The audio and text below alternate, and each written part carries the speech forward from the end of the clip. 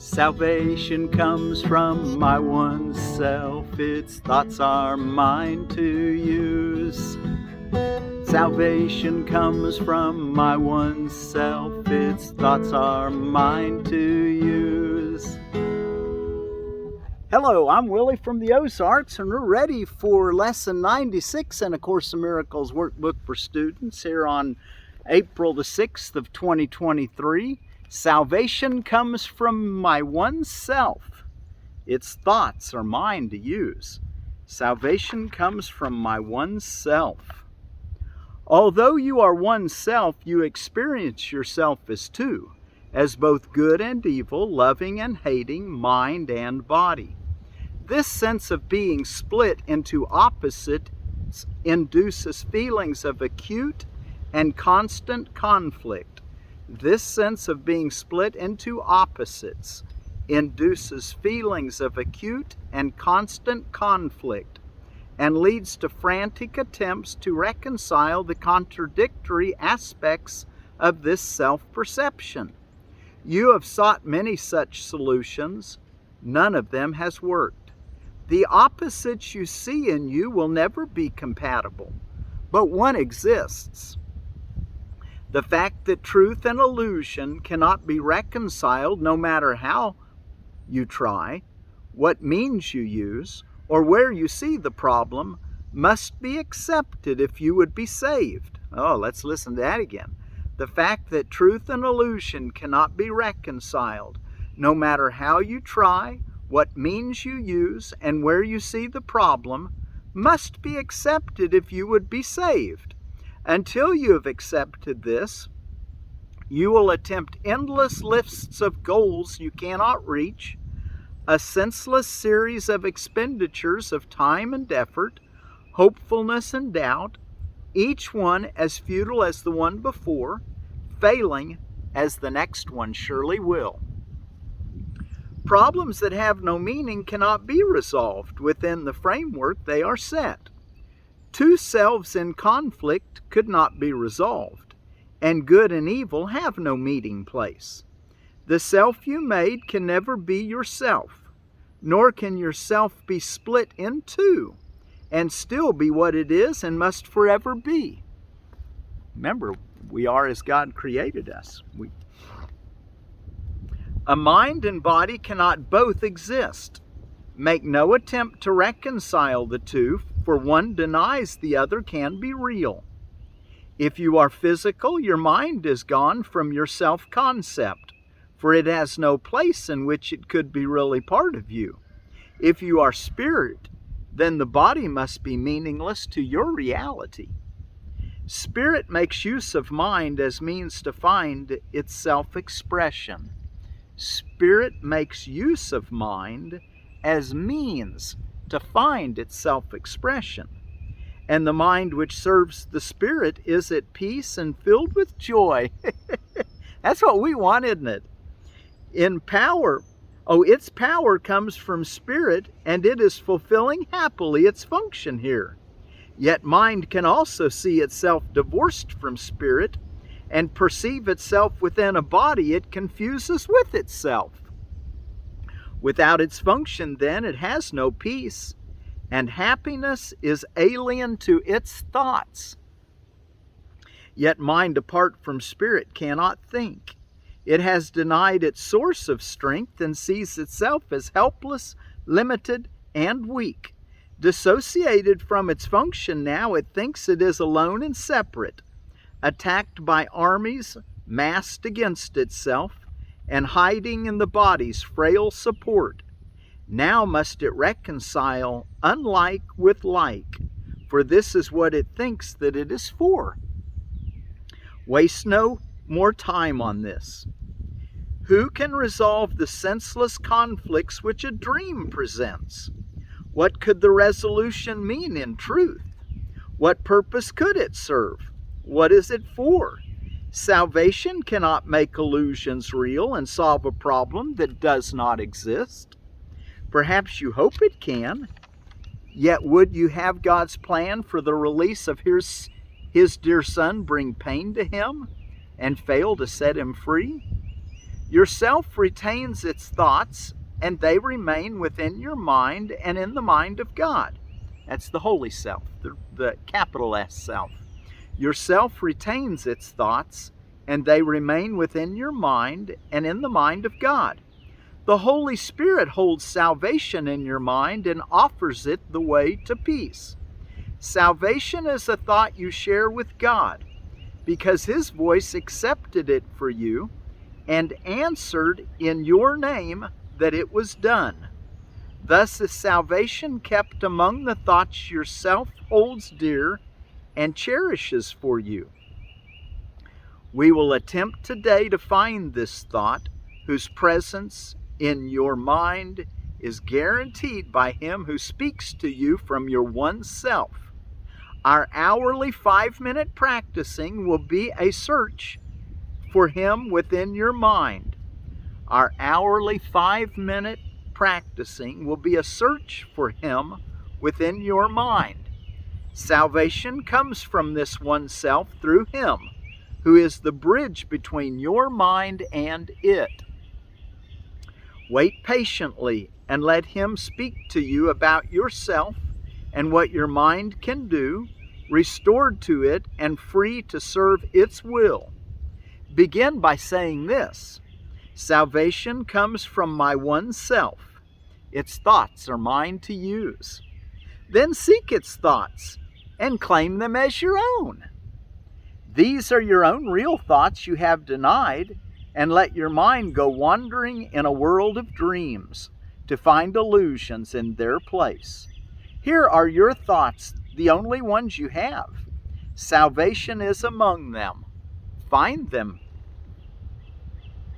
Salvation is among them. Find it there. Find salvation among your own thoughts. If you succeed, the thoughts that come to you will tell you you are saved and that your mind has found the function that it sought to lose. Yourself will welcome it and give it peace. Restored in strength, it will again flow out from Spirit to the Spirit in all things created by the Spirit as itself. Your mind will bless all things. Confusion done, you are restored, for you have found yourself. Yourself knows that you cannot fail today. Perhaps your mind remains uncertain yet a little while.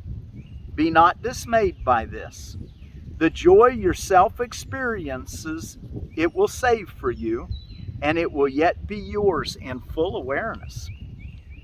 Every time you spend 5 minutes of the hour seeking Him who joins your mind and self, you offer Him another treasure to be kept for you. Each time today you tell your frantic mind salvation comes from your one self, you lay another treasure in your growing store, and all of it is given everyone who asks for it and will accept the gift. Think then how much is given unto you to give this day, that it be given you. You know, what you give is given to you. So give the gift to yourself and the whole world of finding yourself and using your own thoughts to give you clarity, to lead your way. Salvation comes from my one self. Its thoughts are mine to use. All right, let's go look in our next reading in the text, chapter 10, God and the Ego, section 6, the dynamics of the ego. And while you're turning there, let me tell you a little bit about, let's see what we've got here. I want to tell you about a carrot. It was Daucus carota is the scientific Latin name for carrot. And the one I want to talk to you about today is called Parisienne Carrot. These things, the picture they have here, I'm going to go ahead and show you the picture. Look at this right here above my finger. They look like little chicken nuggets. But it says, these small round carrots are so popular in France. The tender orange globes are superb, lightly steamed. This little carrot is great for home and market gardens, as this variety is fairly uniform and easy to grow, even in heavy soils. These have by far the highest amount of vitamin A of any carrot we tested, 2 to 3 times as much as most. They also have maximum flavor. So that's your Parisienne Carrot, and that's from Baker's Creek Heirloom Seeds. Thank you, Baker's Creek, for providing those seeds for us. Okay, let's see another thing. I'm telling you a little bit about dandelions yesterday. Let me tell you a little bit more. It said I didn't have a lot of time yesterday, but dandelion, I found this on mountsinai.org, where I told you a little bit more from yesterday. The leaves are used to stimulate the appetite and help digestion. Dandelion flower has antioxidant properties. Dandelion may also help improve the immune system. Herbalists use dandelion root to detoxify the liver and gallbladder, and dandelion leaves to help kidney function. So basically the whole part of a dandelion is edible. I don't know how easy it'd be to eat the little flowers that are, the yellow flowers like I had yesterday. The ones, once they turn to bloom and they start blowing, they'd be a little hard to eat, probably get choked on them, but you could probably make a tea out of it. Okay, what's going on around the world? April 6, 2023, Thursday, Holy Thursday, also known as Maundy Thursday. Maundy is from the Latin word mandanum, which means to mandate. So it's instructions that he gave at the Last Supper. Things like wash your disciples' feet and breaking bread together in remembrance of him. The Church of Jesus Christ of Latter-day Saints Day, Army Day, California Poppy Day, Charlie the Tuna Day, Drowsy Driver Awareness Day, Fresh Tomato Day, International Day of Sport for Development and Peace, International Fun at Work Day, Jump Over Things Day, National Alcohol Screening Day, National Burrito Day, National Caramel Popcorn Day, National Siamese Cat Day, National Student Athlete Day, National Tartan Day, which is a Scottish heritage celebration, Declaration of Arbroath in 1320, celebrating the signing of that. New Beer's Eve, that's a night before the end of Prohibition in 1933. Plan Your Epitaph Day, Sorry Charlie Day, and World Table Tennis Day, and there's more. But okay, let's go now take a look in our reading, The Dynamics of the Ego, 10:6, paragraph 39. No one can escape from illusions unless he looks at them, for not looking is the way they are protected. Well, that's a key idea you want to keep in mind. No one can escape from illusions unless he looks at them, for not looking is the way they are protected. But we don't want to hang out there. Once we've seen them, we want to move on beyond them. You don't want to just keep looking at them and make what's unreal real to you. But you need to know what you're doing so that you can let it go. There is no need to shrink from illusions, for they cannot be dangerous. We're ready to look more closely at the ego's thought system because together we have the lamp that will dispel it. And since you realize you do not want it, you must be ready. Let us be very calm in doing this, for we are merely looking honestly for truth. The dynamics of the ego will be our lesson for a while, for we must look first at this to look beyond it, since you have made it real. We will undo this error quietly together, and then look beyond it to truth. So we're going to look together with Jesus at our errors, or the Holy Spirit, however you like to think of God's voice in this world, and then we're going to go beyond it to truth. Paragraph 40. What is healing but the removal of all that stands in the way of knowledge? And how else can one dispel illusions except by looking at them directly without protecting them? Be not afraid, therefore, for what you will be looking at. is the source of fear. But you have surely learned by now that fear is not real. Have we learned at least that fear is not real? We have accepted the fact already that its effects can be dispelled merely by denying their reality. The next step is obviously to recognize that what has no effects does not exist. What has no effects does not exist. Laws do not operate in a vacuum, and what leads to nothing has not happened. If reality is recognized by its extension, what extends to nothing cannot be real. 41. Do not be afraid then to look upon fear, for it cannot be seen. Clarity undoes confusion by definition, and to look upon darkness through light must dispel it.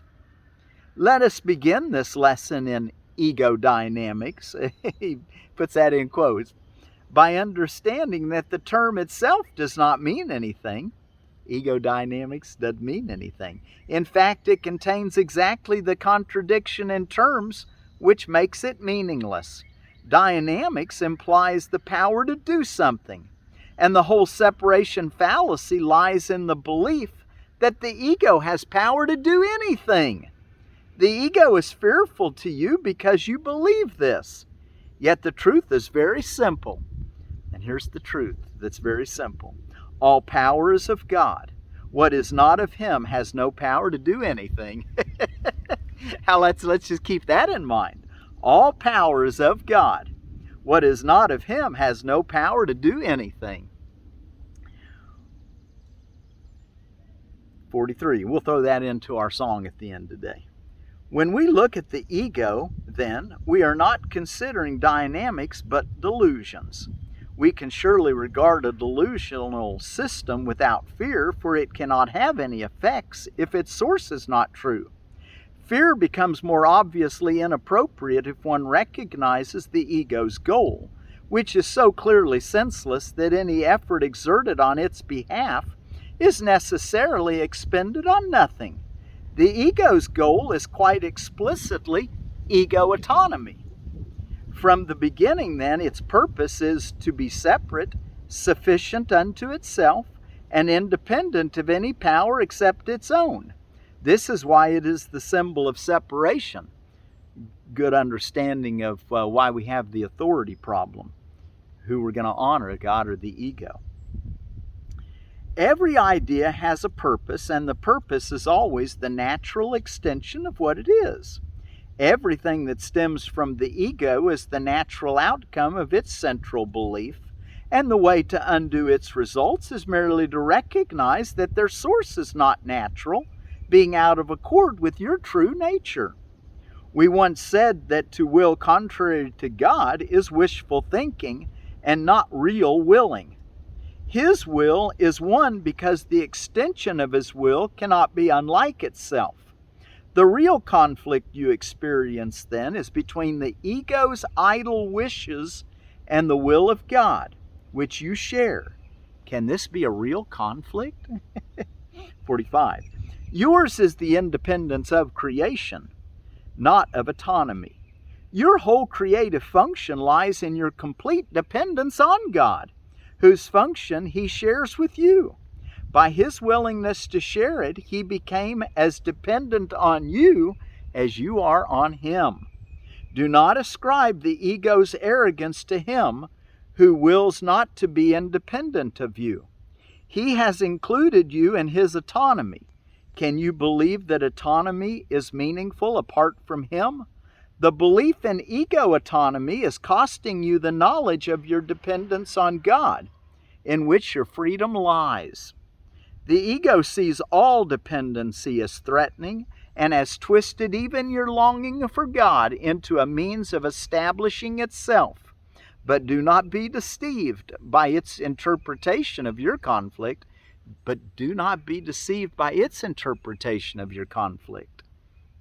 46.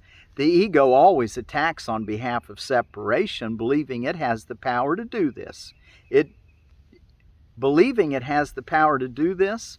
It does nothing else except its goal of autonomy is nothing else. Let's look at that again. The ego always attacks on behalf of separation. Believing it has the power to do this, it does nothing else because its goal of autonomy is nothing else. The ego is totally confused about reality, but it does not lose sight of its goal. It is much more vigilant than you are because it is perfectly certain of its purpose. You are confused because you do not know yours. 47. What you must learn to recognize is that the last thing the ego wishes you to realize is that you are afraid of it. For if the ego gives rise to fear, it is diminishing your independence and weakening your power. Yet its one claim to your allegiance is that it can give power to you. Without this belief, you would not listen to it at all. How then can its existence continue if you realize that by accepting it, you're belittling yourself and depriving yourself of power? 48. The ego can and does allow you to regard yourself as supercilious, unbelieving, lighthearted, distant, emotionally shallow, callous, uninvolved, and even desperate, but not really afraid. Minimizing fear, but not its undoing, is the ego's constant effort and is indeed the skill at which it is very ingenious. How can it preach separation without upholding it through fear? And would you listen to it if you recognize this is what it is doing? 49. Your recognition that whatever seems to separate you from God is only fear, regardless of the form it takes, and quite apart from how the ego wants you to experience it, is therefore the basic ego threat. Its dream of autonomy is shaken to its foundation by this awareness. For though you may countenance a false idea of independence, you will not accept the cost of fear if you recognize it.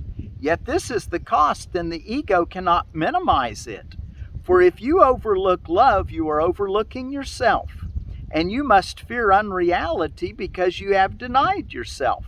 By believing that you have successfully attacked truth, you are believing that attack has power. Very simply then, you have become afraid of yourself. And no one wills to learn what he believes would destroy him. And the last paragraph we'll read for today, won't finish this section, but we'll be about halfway through. Paragraph 50. If the ego's goal of autonomy could be accomplished, God's purpose could be defeated. And this is impossible. Only by learning what fear is can you finally learn to distinguish the possible from the impossible and the false from the true.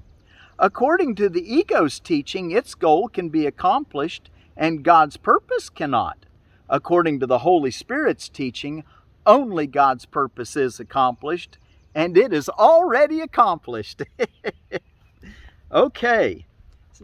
Salvation comes from my one self. Today, take time to 5 minutes of every hour if you can, at least bring the memory to your mind. And take a moment of pause, but try to do your 5-minute meditations throughout the day. Wait patiently and let Him speak to you about yourself and what your mind can do. Restored to it and free to serve its will. Begin by saying this: salvation comes from my one self. Its thoughts are mine to use. Then seek its thoughts and claim them as your own.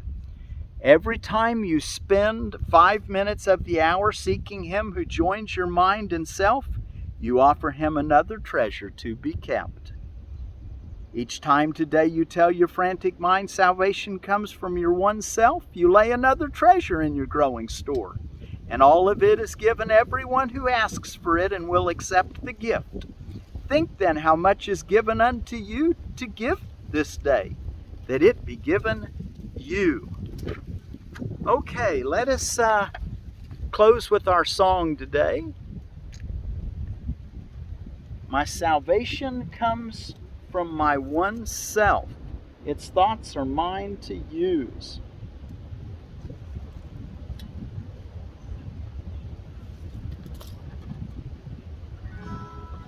Salvation comes from my one self. Its thoughts are mine to use. Salvation comes from my one self. Its thoughts are mine to use. Salvation comes from my one self. Its thoughts are mine to use. All powers of God, all power is of God. What is not of him has no power to do anything. What is not of him has no power to do anything.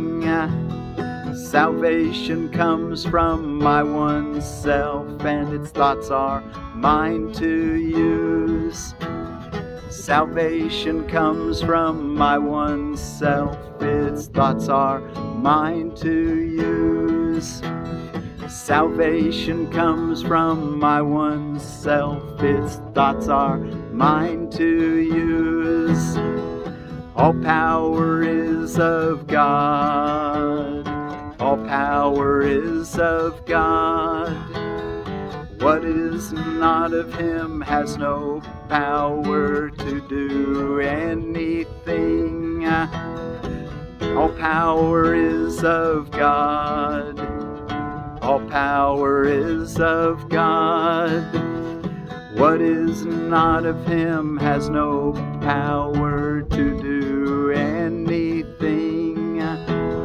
Salvation comes from my one self. Its thoughts are mine to use.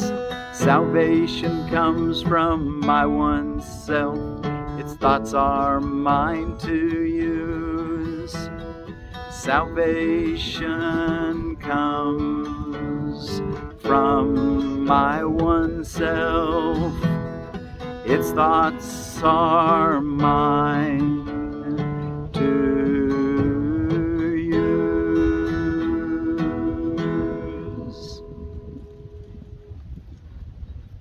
Salvation comes from my one self. Its thoughts are mine to use. And that little additional extra we got from the workbook, from the text today, all powers of God. What is not of him has no power to do anything. Salvation comes from my one self. Its thoughts are mine to use. Salvation comes from my one self.